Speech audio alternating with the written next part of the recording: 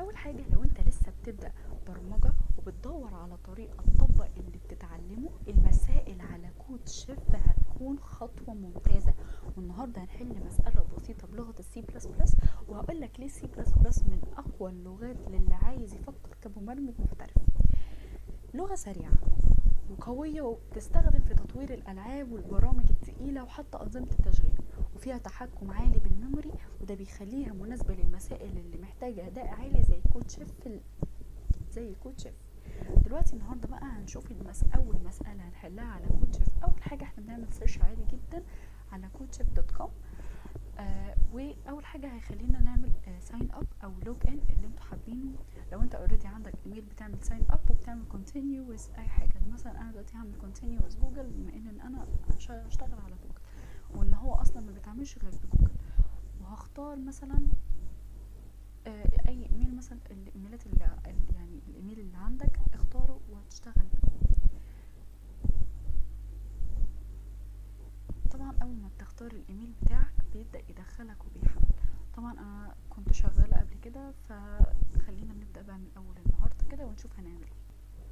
طيب بعد ما عملنا الايميل وجهزنا والدنيا بقت تمام، اول مسألة هنشتغل عليها اسمها greater average، وهي مسألة بسيطة جدا، يعني نقدر نحلها بطريقة سهلة. اول حاجة هنفتح المسألة عادي جدا، واول حاجة لازم نكون فاهمينها ان احنا اول حاجة بنلاقيها بنبدأ بالهاشتاج اللي هي الانكلود، وبعد كده الهاشتاج الايستريم.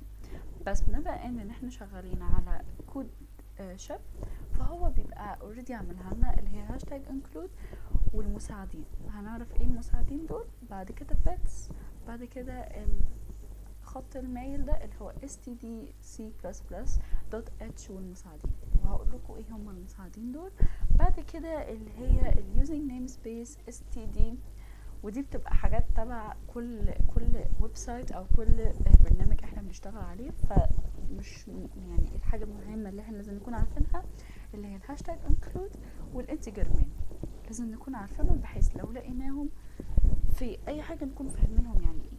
وعلشان ودي معناها اصلا ان احنا لو علشان نستخدم طباعة الادخال بعد كده بنكتب اللي هي الانتجر مين دي، ومن جوه بنعرف المتغيرات اللي هتستخدميها، اللي احنا هناخد الرقمين من المستخدم نجمعهم وبنعرف الناتج باستخدام السي اوت، وهنشرح دلوقتي يعني ايه السي اوت ونفهم. بعد كده هنبدأ بقى ان احنا نحل المسألة ونفهمها يعني. دلوقتي دي المسألة اسمها ايه؟ اسمها greater average. يعني ايه greater average اصلا كده في البداية؟ يعني خلينا نسأل نفسنا سؤال، لازم برضو نكون فاهمين الكلام اللي احنا اصلا بنقوله. يعني لازم نكون فاهمين المسألة بتتقال ازاي، وايه المسألة دي وعلاقتها ايه، وعايزة مننا ايه في الاخر. يعني لازم برضو نكون فاهمين كل حاجة. يعني مثلا لو جينا سألنا دلوقتي، انا بسأل سؤال يعني ايه greater average، يعني ايه الكلمة دي؟ يعني ايه معناها؟ يعني ايه معناها؟ متوسط اكبر. يعني ايه برضو؟ يعني انا مثلا زي ما باجي اقول مثلا يعني لما باجي اشتري مثلا حاجة واقول الحاجة دي بحوالي 50 جنيه و95 قرش، يعني يا دوبك، يعني شايفين كلمة يا دوبك دي؟ يعني يا دوب ب91 جنيه مثلا. يعني مثال بسيط برضو، يعني حاجة بسيطة. لازم برضو نكون نسهل على نفسنا الكلام بحيث ان احنا نجيب حاجة واقعية. فيعني انا كأني بقول يا دوبك بكذا، يعني يا دوب هي يعتبر قريبة. فدلوقتي بيقول لي you are given three numbers اللي هما ال A وال B وال C. احنا ما نعرفش ايه هما الارقام دول، بس هو قال لي كده، قال لي هي B A و B و C. لازم يكون عاملين حاجة اسمها نوت عشان نعرف الحاجات المهمة اللي احنا هنستخدمها هي ايه. فخلينا نفتح النوت باد اللي هي بتبقى على اللابتوب او اي نوت مثلا حابين تكتبوها على ورقة وقلم عادي، بس انا بحب اكتبها تكون ديجيتال عشان تكون قدامي وتبقى جنبي يعني. فخلينا مثلا نفتح النوت باد.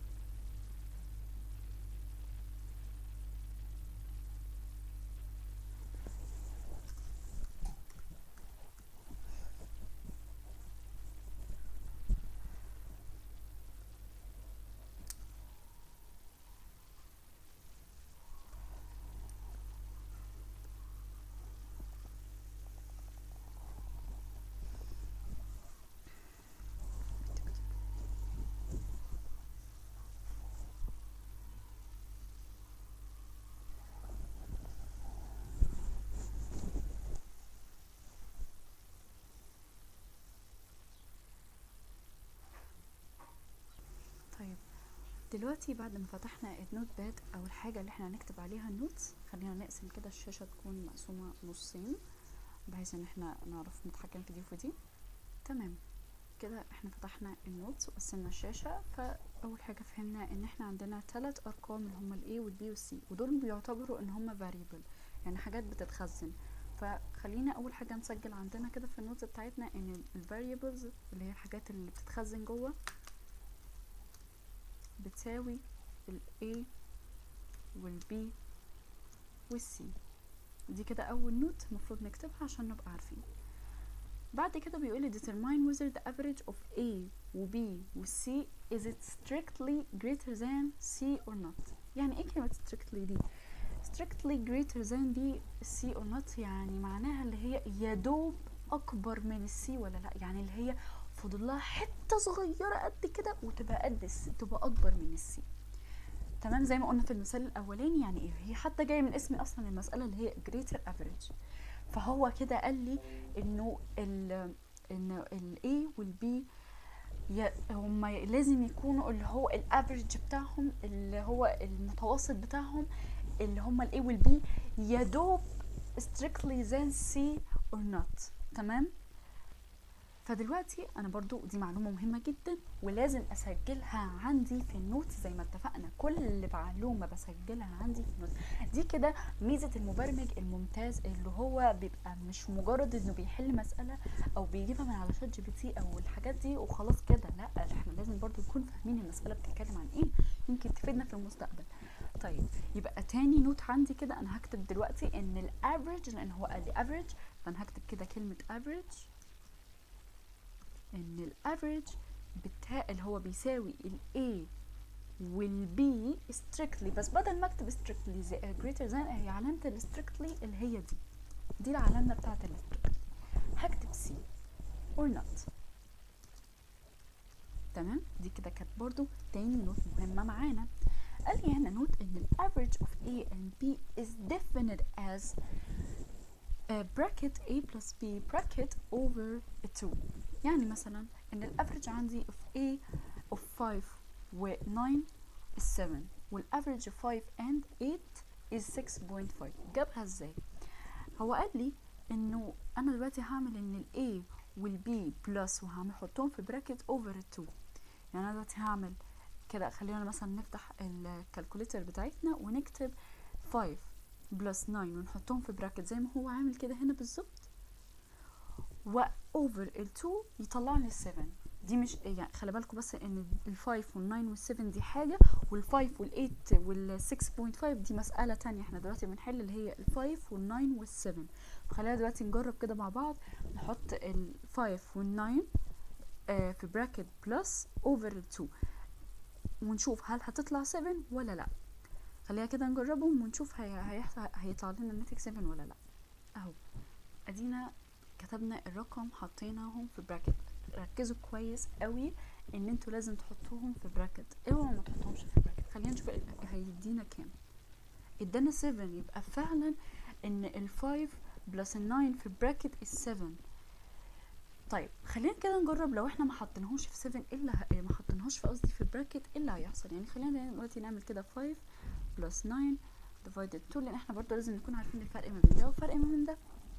طلع لي 9.5. طب ازاي طلع لي 9.5؟ اعتقاد الكالكوليتر انه بيعمل الاول الحاجه الاكبر. فايه الاكبر هنا، البلس ولا ديفايدد؟ الديفايدد. فهو عمل الاول 9 ديفايدد 2 بعد كده عملهم بلس 5 ادتني 9.5. عشان كده قلنا لازم نحطهم في براكت لان الحاجه اللي بتبقى في براكت هي اللي بتبقى قيمتها اكبر. عشان كده هو بيحسب اللي جوه براكت بعد كده بيعمل الديفايدد. طيب المساله اللي بعدها كانت ايه بقى؟ قال لي ان ال5 وال8 بيديلي 6.5. هل هي فعلا كده ولا لا؟ خلينا نجرب. هنحط الاول البراكت وال5 بلس ال8، نقفل البراكت ونعمل الديفايدد 2 برضو. يديني كام؟ اداني فعلا 6.5. يبقى هي فعلا برضو صح.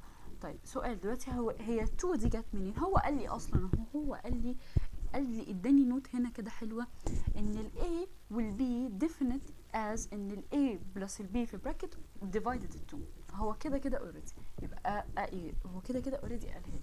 يبقى نعمل نوت هنا كمان ادي 3 كده دي تالت نوت، ان ال A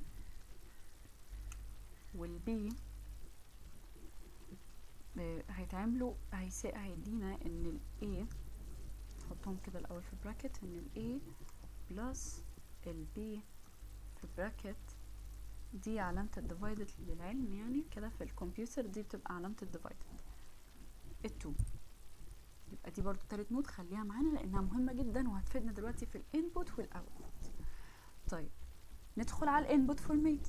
اول حاجة قال لي ان first line of input will contain a single integer اللي هي t. هو قال لي ان هو ليه قال لي integer؟ اخد التي اللي هي الانتجر، وهقول لكم ايه هي اصلا الانتجر او denoting the number of test case. يعني ايه اصلا التست كيس؟ التست كيس دي الحاجات اللي هي بتبقى يعني العدد الحاجات اللي احنا هنجربها. يعني مثلا دي مثلا احنا قلنا دلوقتي ال5 وال9 وال5 وال8. ال5 وال9 دي كام مسألة، وال5 وال8 دي ايه مسألة، يبقوا كام مسألة؟ مسألتين. هو ده التست كيس. التست كيس يعني بعرف الحاجة اللي انا هعملها، يعني المسألة دي هتتعمل كام مرة. طيب قال لي بعد كده ان each test case contains 3 integer اللي هم ال A وال B وال C. خلينا برضو نكتب دي كنوت برضو لانها مهمة، ان التست كيس او اللي هي T، بما ان هو قال لي اختصارها T، بيساوي ال A وال B وال C. حلو، ده كده بالنسبة للانبوت اللي هو الحاجة اللي تبقى اوريدي دخلت، مش اللي احنا هنخرجها. اللي احنا هنخرجها دلوقتي هنعرف هتبقى ايه. اما بقى الاوتبوت فورمات، فهو قال لي ان كل test case output yes if average of A and B is strictly greater than C والno اللي هو otherwise. يعني ايه؟ مش فاهمة. يعني ان دلوقتي انا في كل test case هجربها الاوتبوت بتاعي هيكون yes لو كانت الافريج بتاعي اللي هو ال A وال B وال C يا دوب اكبر من ال C. هو عايزها كده. ولو وهطلع نو لو دي كانت لو كانت عكس كده. دي برضو نوت مهمة جدا. يبقى انا هعمل برضو خامس حاجة كده، مثلا اكتب الاوتبوت وانزل تحت كده واقول ان اليس لو كان ال A وال B، وقلنا طبعا مش هنكتب strictly، احنا عرفنا العلامة بتاعتها اللي هي دي اللي هي الساين دي C or not، والنو بيساوي ال otherwise. كده انا قسمت مسألتي بطريقة صحيحة وعرفت الحاجات المهمة في النوتس دي. يبقى انا لو احتجت المسألة انا هرجع للنوتس دي لانها اهم من المسألة كلها. اهم حاجة بس اكون في الاول فاهمة فكرة المسألة بتتكلم عن ايه، ما اكونش بس كتبت مجرد نوتس ان انا خلاص كده كتبت نوتس وخلاص. لا، لازم اكون فاهمة فكرة المسألة عشان ده هيساعدني دلوقتي في حق ان انا اكتب كود المسألة. هنا بقى اداني شويه سيمبل كده، دي اللي احنا هنستخدمها او دي اللي احنا نمشي عليها. الاي 5 ايه رقم 5 اللي لوحده ده، وايه يس ويس ويس ونو يس، ايه الحاجات دي؟ 5 ده اللي هو ايه؟ التست كيس، عدد المسائل اللي احنا هنجربها. تعالوا نعدهم كده، 1 2 3 4 5، فعلا 5 يبقوا دول عدد المسائل اللي احنا هنجربها. طيب اليس، هل كلمه يس دي تبع الفايف؟ لا مش تبع الفايف، دي تبع ده، دي تبع ده اهي، يعني دي كده تبع دي ودي تبع دي وهكذا. طيب دي اول مسألة. خلينا كده نشوف الاكسبلانيشن بتاع كل مسألة ونشوف هنعمل ايه. اول حاجة قال لي test case 1 ان ال average value of 5 و 9 is 7 which is strictly greater than 6. طيب ما هو فعلا هي يدوب اكبر من يدوب هي يعني اهي اكبر من ال 6. طيب يعني ايه؟ ما انا برضو مش فاهمه يعني ايه. احنا دلوقتي عملنا ايه؟ احنا كان قايل لنا اولا الفاريبل عندي كانت ايه؟ الاي والبي والسي. فين الاي هنا في المساله دي؟ الفايف، جميل. طيب وفين البي في برضو؟ الناين، حلو. طب والسي؟ السكس. طيب ماشي، دلوقتي انتي قلتي لي انه احنا عايزين نعرف يعني اللي هي الحاجه اللي هي الافريج بتاع الاي والبي والسي اللي هم strictly اكبر، اللي هي يعني يدوب اكبر من السي ولا لا؟ ايوه ماشي. طب انا هعمل ايه؟ زي ما عرفنا المساله ازاي هتتحل، قال لي ال5 وهاخد ال5 وال9 دول هعملهم بلس عادي جدا، احطهم بس اهم حاجه تحطوا في براكت زي ما كتبنا هنا في النوت divided ال2. طلعت كام؟ 7. يبقى هي يس. طب ليه بقى؟ عشان هو قال لي لو رجعنا كده قال لي ان هو عايزها تكون strictly greater than السي، والسي اصلا بكام؟ ب6، يعني هي فعلا يا دوب اكبر منها بحته برقم، فهي يس. كده فهمنا اول تيست كيس 1. ندخل على تيست كيس 2. تيست كيس 2 بيقول لي ان الافريج فاليو اوف 5 و8 و is 6.5 واللي هي which is strictly greater than 6. طيب برضو فين هنا الاي والبي والسي؟ الاي ال 5 والبي ال 8 والسي اللي هي نمبر 6. حلو جميل. هعمل ايه بقى؟ هاخد الاي والبي اعملهم بلس، احطهم في براكت واعملها ديفايدد 2، تطلع كام؟ 6.5. ودي لسه عاملينها دلوقتي، يعني هي فعلا strictly greater than 6، فهطلع له يس. يبقى هعمل الاوتبوت بتاعي يس. تمام كده فهمنا برضو تيست كيس 2. ندخل على تيست كيس 3. قال لي بيقول لي الارقام اللي هي في تيست كيس 3 ايه؟ ال5 وال7 وال6. حلو. بيقول لي ان الافريج بتاع الفاليو اوف 5 وال6 و5 قصدي سوري 5 وال7 is 6 which is not strictly greater than 6. طب ليه يا عم؟ ما هي 6 اهي و6 اهي.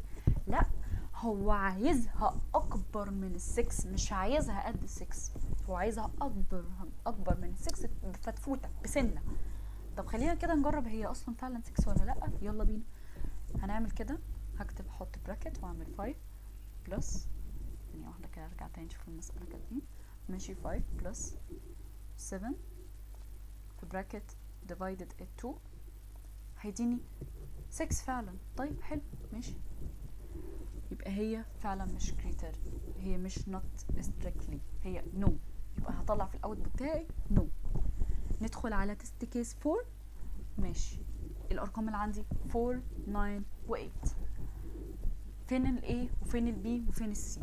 قلنا ال4 هي الاي وال9 هي البي وال8 هي السي. جميل. قال لي الافريج برضو الفاليو بتاع الاكسبلانيشن بتاع التست كيس دي. قال لي ان الافريج فاليو اوف 4 and 9 is 6.5 which is not strictly greater than 8. ليه؟ ما هي 6.5 اهي. لا دي لو ركزتوا كده هو قال لي 8 ما قاليش 6 المره دي. هو كل اللي فات ده قال لي 6، هو لازم يعني يبقى يعني هو عادي انه السي تتغير؟ طبعا عادي، كل الارقام دي ينفع تتغير عادي. هو بس هنا اللي كان مركز شويه على 6، لكن هي الارقام ممكن تتغير عادي جدا، دي ما فيهاش اي مشكله تماما. طيب ليه برضو هي غلط؟ ما هي 6.5 و8. ركز كده 6.5 وال8 مين اللي اكبر؟ ال8. يبقى 6.5 دي اصغر، هو مش عايزها اصغر، هو عايزها اكبر منها بحته. خلينا كده نجربها على الكالكوليتر. يلا بينا. طيب هنعمل كده البراكت وال4 بلس 4 بلس 9 براكت divided ال2 ادتني فعلا 6.5. يبقى هي مش strictly برضو، وهي هتبقى نو. خلي بقى اخر تست كيس دي ليكم انتوا وحلوها لي انتوا بقى في الكومنتات وشوفوا هتطلع معاكم كده ولا لا. خلينا بقى نبدا مع بعض كده، نبدا نبرمج. يلا بينا. اول حاجه كده في البرمجه بتاعت السي بلس بلس في اساسيات في البرمجه، في حاجات بتفضل ثابته على كل المسائل ما بتتغيرش. يعني في المسائل كوتشف بالذات دي حاجات كده اوتوماتيك كده ما بتتغيرش، هي ثابته، هي لا يمكن تتغير اصلا من المسائل عامه. ايه هي؟ عندنا مثلا، خلينا ننزل كده هنا في النوتس دي، خلينا يعني عايزين تكتبوها اكتبوها برضو، هي حلوه جدا وهتفيدكم. كلمه انتجر يعني ايه؟ يعني ايه اصلا انتجر في يعني مثلا هنا هو حتى هنا اصلا كاتب لي انتجر مين؟ ايه انتجر دي يعني؟ ايه يعني انتجر دي؟ زي حاجه يعني بنخزن، يعني هي زي كده انت مثلا جبت صندوق، انا مثلا جبت صندوق وحطيت فيه كتب على شويه اقلام على شويه كراسات وحاجات، دي حاجات متخزنه جوه حاجه، هي كده بالظبط. طب هي الانتجر دي بتخزن كل حاجه؟ لا.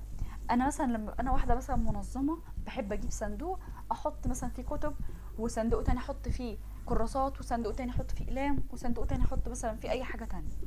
انا كده قسمته، هي كده بالظبط. الانتجر دي ليها حاجات معينة بيتحط فيها. طيب دلوقتي هي الانتجر دي هيتحط فيها ايه؟ هيتحط فيها التي. ايه اللي هي ايه التي دي؟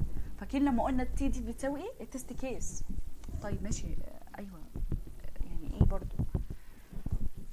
ما هو التست كيس احنا اتفقنا ان هي ايه التست كيس دي؟ التست كيس دي شويه حاجات احنا بنجربها،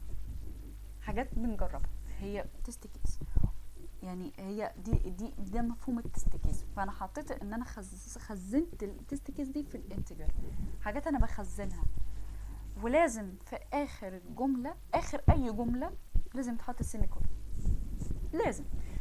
يعني فعلا السيمي كولون دي يعني ممكن تكون كاتب كود ما شاء الله كله صح وتنسى السيمي كولون، تضيع بجد. اللي هو يعني كل ده عشان السيمي كولون دي مهمه جدا، فركزوا فيها قوي. يبقى انا اول حاجه كده هكتبها في الكود بتاعي، هكتب ايه؟ انتجر تي وبس. حلو، سهله. طب هل ينفع انا كده اسيبها كده؟ لا مش هينفع. طب اعمل ايه؟ ما انا لازم اكد ان انا خزنتها كويس. يعني ايه؟ يعني لازم، تعالى نرجع هنا كده في النوت تاني. يعني لازم احط حاجه تاكد عليها اكتر ان الانتجر دي يعني دي حاجه لازم تتنفذ، ومش انا يعني مش انا اللي هنفذها، لا ده الكمبيوتر كده هو اللي هينفذها. طب اعمل ايه؟ هكتب سين، حاجه اسمها سين كده، واحط لها المساعدين. ايه المساعدين دول؟ المساعدين دول هم دي ودي، بس بتعمليها دبل مرتين. خلي بالنا برضو من حاجه، السين بتلخبط شويه في حته المساعدين دي. ليه؟ لان في حاجه تانية اسمها سي اوت. سي اوت دي اللي هي زي كده في البايثون البرنت، هي حاجه شبهها بس احنا خليناها سي اوت. يعني كلمه سي اوت ليه خرجناها؟ السي بتاعت سي بلس بلس، واوت يعني ايه؟ خرج. فهي يعتبر كده جمع السي بلس بلس، جمع كلمه، جمع حرف السي مع كلمه اوت تطلع لك سي اوت. سهل. يبقى السي اوت بتختلف بس في المساعدين، بدل ما يبقى وشهم ناحيه الكلمه، لا هي وشها كده بره. وبنكتب وبنحط كده جوه هنا العلامه دي، ونكتب جوه ونحط بعد كده نقفلها بالعلامه دي، وبنقفلها بالمساعدين. ما ينفعش تبقى مساعده كده لوحدها، لا لازم كمان في المساعدين. وبننهي بحاجه اسمها end line. دي اختصار كلمه الاند لاين. ما بنكتبش end وبعد كده نكتب لاين اللي هي LINE، لا هي end وال وسيمي كولون. ركز قوي في السيمي كولون. طيب سين، وبعد السين بقى هعمل ايه؟ بعد السين هكتب التي، ومش هحط مساعدين تاني، لا السين هي كده كده كافيه لوحدها بالمساعدين دول، تقوم قافلين بالسيمي كولون. يبقى نكتبها هنا كده في الكود، ادي سين والمساعدين بتوعها والتي، ونقفل بالسيمي كولون. انا كده خلصت اول جزء مهم جدا، والحاجتين دول ثابتين في كل مسائل كود شيف، يعني ما بيتغيروش بدايه مسالتك بالحاجتين دول. دي حاجه كده لازم تكونوا فاهمينها وفي نفس الوقت حافظينها، عشان دي هتطبقوها في كل المسائل. تاني حاجه، انا دلوقتي مثلا هكرر، او انا دلوقتي مثلا عايزه اكرر حاجه، بستخدم ايه في البرمجه؟ هكرر ايه؟ ايه الجمله اللي بتتكرر؟ if او while. الكلمتين دول if او while، الكلمتين دول بنستخدمهم عشان نكرر بيها اي حاجه. يعني نكرر مثلا انا عايزه اكتب مثلا كلمه، اخلي كلمه كود فيرس مثلا تتكرر كذا مره، تتكرر كذا مره، بس بيبقى ليها نهايه معينه، هنستخدم الاف او وايل. انا بالنسبه لي اسهل حاجه الوايل. اخرك بتكتب كلمه وايل وتحط الاقواس وتحط كلمه تي، حرف التي اللي هي تيست كيس، وتحط ماينس وتقفل البراكت وشكرا. اما الاف مطوله شويه، وانا بصراحه ما بحبش استخدمها كتير قوي، يعني بالنسبه لي هي الوايل دي اسهل حاجه. يبقى خلينا نكتب هنا كده وايل، وايل ادي كده وايل، والتي ماينس بس مش هنحط بقى هنا سيمي كولون. ليه بقى مش هنحط سيمي كولون؟ لان لان ده مش يعني ده امر ده امر هيتحط جواه امر، فمش هتحتاج سيمي كولون كده. انا بقفل السطر، لكن انا عشان اخليه امر يبقى جواه امر بحط البراكت اللي هو القوس الكيرلي. هو احنا بنسميه قوس كيرلي لانه حتى تلاحظوا كده هو كيرلي شويه. ننزل بانتر يعمل لنا هنا، لازم يكون قوس قصاد قوس هنا كده. هو انت يا دوب تكتب الكورس وتنزل بالانتر بيعمله على طول اوتوماتيك. تمام كده برضو خلصنا تالت جزء من الكود. ان شاء الله هنخلي بقى هنكمل بقى الكود، تكملة الكود في الفيديو الجاي. اتمنى تكونوا استمتعتوا بالمشاهدة، متنسوش بقى سبسكرايب واللايك والكومنت الجميل، ومع السلامة.